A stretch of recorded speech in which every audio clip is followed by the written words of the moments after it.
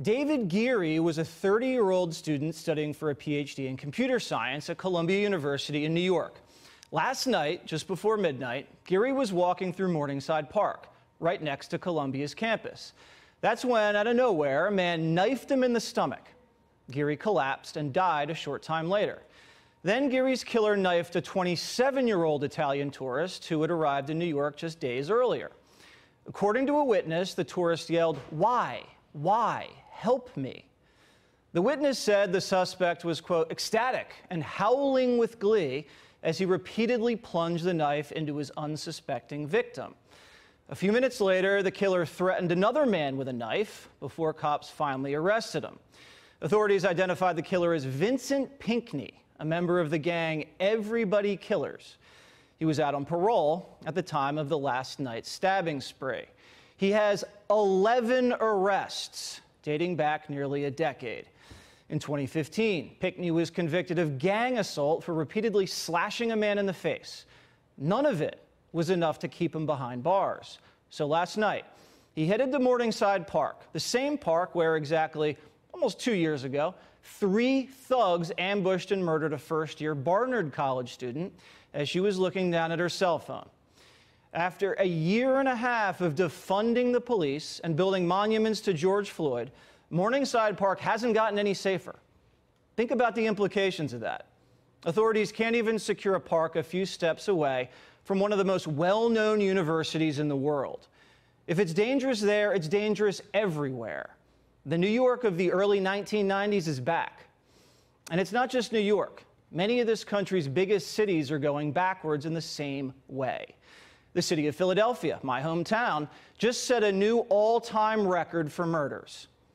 The 513 murders in Philadelphia this year breaks the city's previous record of 500, which was set in 1990. Just days ago, a 14-year-old boy in the city was shot 18 times. Samir Jefferson, a 14-year-old Thomas A. Edison High School freshman, was waiting for the bus near Wyoming and Rising Sun in Feltonville Monday afternoon around 3:30 p.m. when police say 2 people got out of a car and chased him, firing off about 35 rounds. Jefferson was hit 18 times and ran a block before collapsing. The Rite Aid at the busy intersection was covered in bullet holes Tuesday. This is happening all over the country. Louisville, Kentucky, Tucson, Arizona, and Columbus, Ohio have also set new murder records this year. And with just under 2 months left in 2021, Indianapolis has broken its criminal homicide record for the 2nd consecutive year. Cook County, which includes Chicago, just surpassed 1,000 homicides for the first time since 1994. I've never seen 1,000 homicides for the whole 17 years I've been in this office. Cook County's chief medical examiner on the report released by her office with some very alarming statistics. 1,009 homicides to date, which is the highest in 27 years. 156 children or teenaged victims.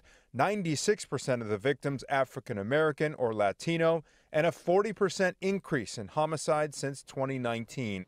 Several of those homicides have cut down students at the University of Chicago, which was once a hotbed for the defund the police movement. And by the way, an increasing number of these crimes are committed by juveniles, who usually aren't charged as adults. Remember the 2 teenage girls in Washington, D.C., who carjacked and killed an Uber Eats driver in broad daylight? They were both sentenced to juvenile detention until they're 21. They're getting just a handful of years in prison for murdering somebody. Gangs recognize this, and they're encouraging more kids to get involved in the criminal activity. In Chicago, authorities just arrested a preteen for carjacking. The Vehicular Hijacking Task Force arrested an 11-year-old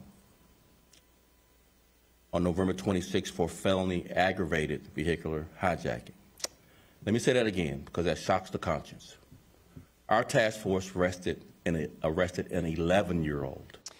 Meanwhile, in St. Louis, shots rang out as the mayor was talking about gun prevention. Oh, isn't that wonderful? My son and I fall asleep to the lullaby of gunshots in the distance every night because I'm the first mayor in over 20 years to be born, raised, and still live in North St. Louis. And it's unfortunate, yes, I heard it, but I didn't flinch because, I guess it's a part of my life now. What's the common thread linking all these cities? Look at who's funding the prosecutors. In St. Louis, Circuit Attorney Kim Gardner's campaign took more than $200 grand from a group backed by the billionaire George Soros. Soros knew what he was paying for. Gardner was open about her desire to stop prosecuting crimes. 2 years ago, Gardner declared, quote, "We have to tear down the system. The system's going to do what it's going to do, and that is to cause harm. The system is caused harm by what is called mass incarceration." Gardner's followed through on that promise. Data from 2019 show that Gardner issued warrants for just 23% of the cases brought by the St. Louis police. Soros has also funded DA Larry Krasner in Philadelphia, Kim Foxx, Chicago, and George Gascon in LA. There are no campaign finance limits on these local elections, so Soros is free to spend millions on them. And he's not the only one doing it. In San Francisco, some of the richest people in the country got Chesa Boudin elected DA. A PAC supporting Boudin's campaign received $1 million from the wife of Dustin Moskovitz, who co-founded Facebook. This so-called Real Justice PAC supports prosecutors like Boudin across the country who want to ignore the laws on the books. One big supporter of the group is Patty Quillen, the wife of Netflix's chairman Reed Hastings.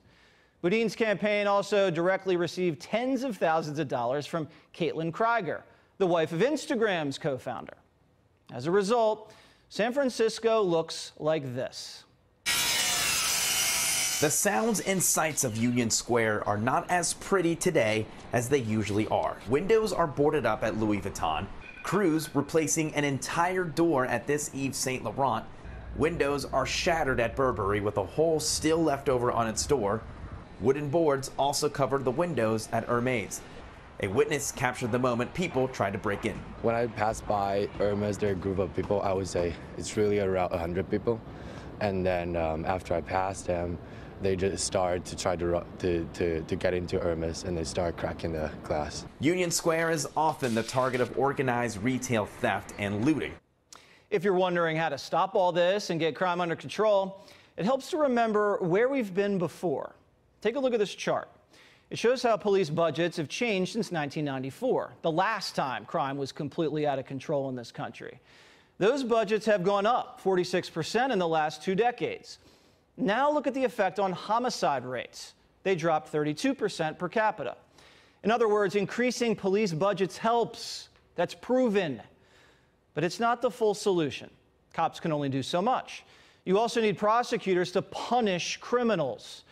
One researcher at the University of Texas found that about 25% of the 1990s crime drop can be linked to increased incarceration, which only happens when prosecutors get convictions.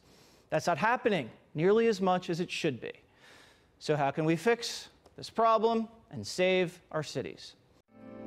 'Cause the flag still stands for freedom, and they can't take that